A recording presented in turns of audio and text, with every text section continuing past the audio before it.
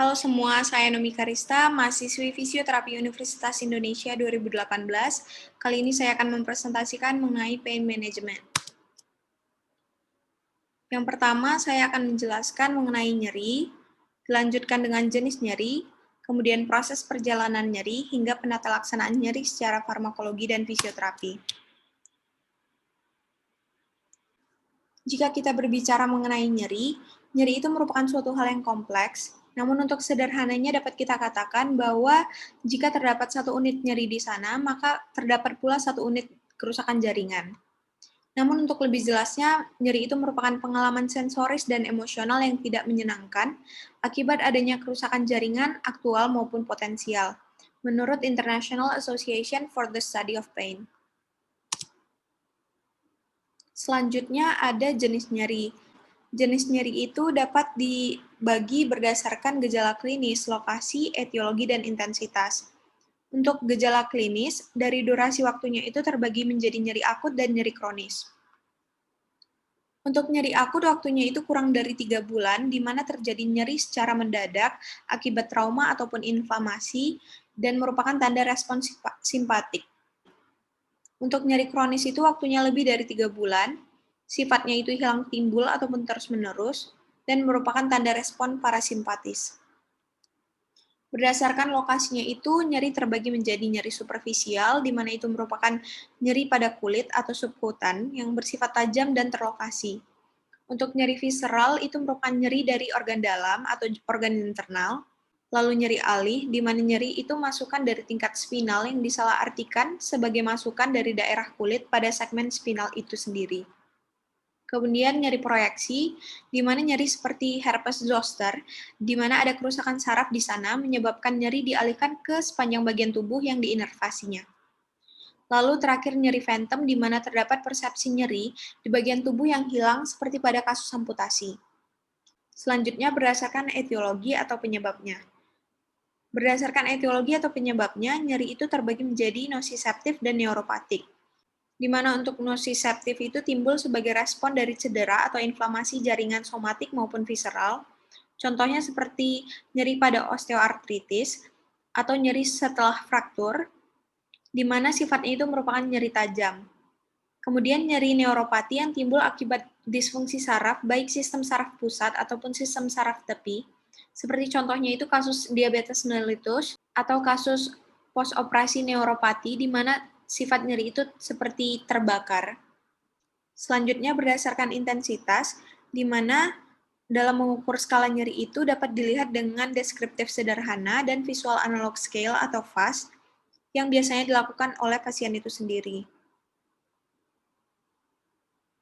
Selanjutnya, saya akan menjelaskan mengenai proses perjalanan nyeri, di mana prosesnya ada transduksi, transmisi, persepsi, dan modulasi. Untuk ascending pathway, proses perjalanan nyeri itu dimulai ketika terdapat noxious stimuli atau stimulus nyeri sehingga kerusakan jaringan di sana menyebabkan pelepasan neurotransmitter seperti prostaglandin, substansi P, serotonin, histamin, bradikinin, di mana mediator tersebut mengaktifkan nosiseptor sehingga terjadilah proses transduksi. Jadi proses transduksi itu merupakan proses pengubahan stimulus noxious, baik termal, mekanik, ataupun kimia, yang menimbulkan potensial aksi oleh nosiseptor. Dilanjutkan dengan proses transmisi yang merupakan proses pengiriman impuls dari neuron satu ke neuron lainnya, atau bersinapsis.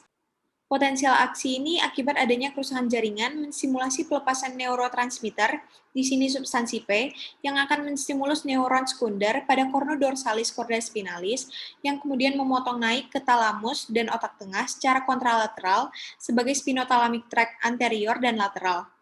Hal inilah yang menyebabkan dekusi atau decussion, di mana sisi sebelah hemisfer otak akan mengontrol sebelah sisi tubuh yang lainnya. Setelah potensial aksi melewati talamus, neuron sekunder mengirim impuls dengan bersinapsis dengan neuron tersier ke korteks somatosensorik, di mana terjadi pemrosesan kualitas sensori rasa sakit yang dipersepsikan lokasinya, durasinya, juga intensitasnya.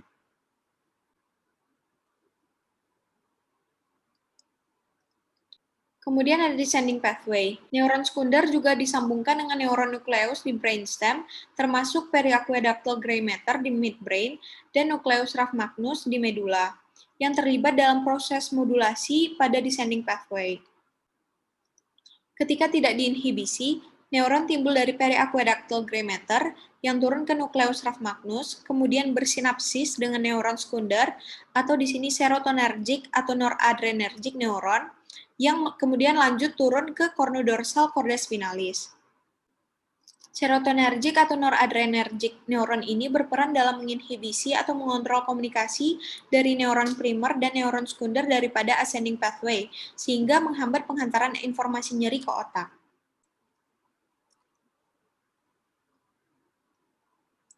Cornodorsal corda spinalis ini merupakan area penting yang berperan seperti gate atau gerbang dari teori nyeri gate control. Lokasi dari gate control ini juga disebut dengan substansial gelatinosa. Jadi dapat kita simpulkan di sini, neuron primer masuk dan bersinapsis dengan neuron sekunder. Neuron primer itu menimbulkan potensial aksi yang akan menstimulasi pelepasan substansi P yang menyebabkan terstimulusnya neuron sekunder sehingga menyebarkan impuls ke talamus melalui spinothalamic tract. Kemudian dari medula ada neuron descending pathway atau serotonergic noradrenergic neuron yang berwarna merah yang berperan melepaskan serotonin dan noradrenalin untuk melekat ke reseptor neuron presinaptik dan menginhibisi pelepasan substansi P, kemudian juga menstimulasi interneuron. Interneuron merupakan opioid neuron, yang ketika distimulasi itu akan melepaskan opioid endogen yang disebut dengan enkafalin, yang akan menginhibisi neuron presinaptik dalam melepaskan substansi P, juga menginhibisi neuron postsinaptik dari depolarisasi atau penyebaran impuls sehingga memberhentikan kelanjutan impuls ke talamus. Dari semua itu dapat kita ketahui bahwa opioid seperti enkafalin dapat menginhibisi ascending pathway daripada nyeri.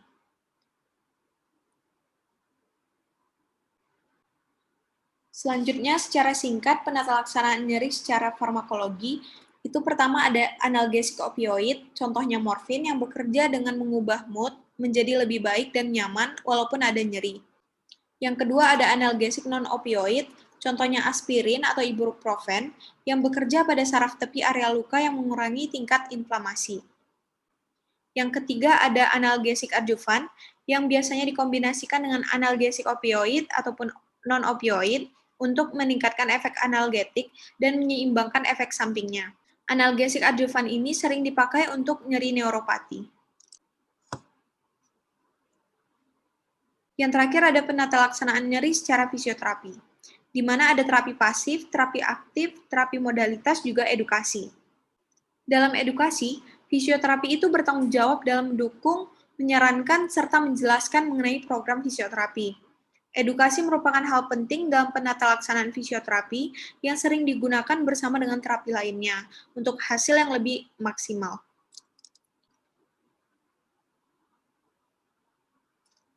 Terapi pasif seperti contohnya terapi manipulasi dan masas, di mana pasien tidak bergerak secara aktif. Kemudian terapi aktif seperti contohnya terapi latihan, di mana pasien berpartisipasi aktif dalam proses terapi. Yang terakhir, terapi modalitas seperti contohnya TENS dengan metode stimulasi listrik yang merangsang saraf sensoris dan menstimulasi sistem opoid. Sekian dari saya dalam materi pain management ini, semoga bermanfaat. Terima kasih.